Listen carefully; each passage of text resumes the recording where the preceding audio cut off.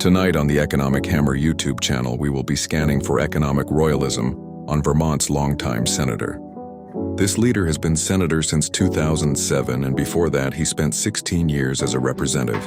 Before we scan Byrne, economic royalism is an ideology followed by people called economic royalists.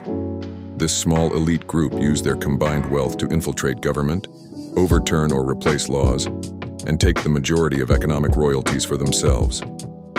Thus the word phrase economic royalist.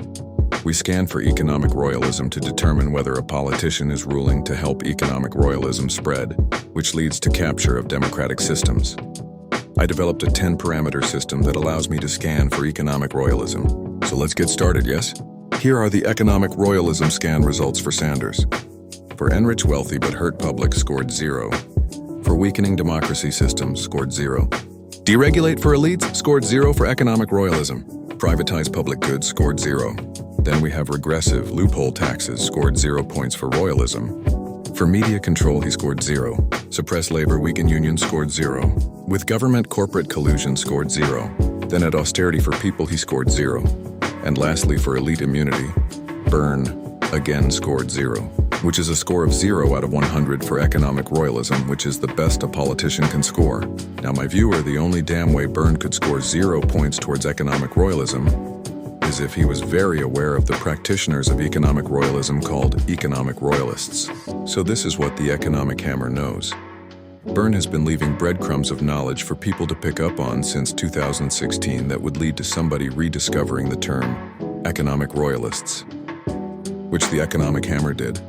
I followed the Sanders information tidbits and started researching. This led to me discovering the new term economic royalism, and that economic royalists had returned to power in America and worse, spread their greed and power grabbing bullshit all over the world.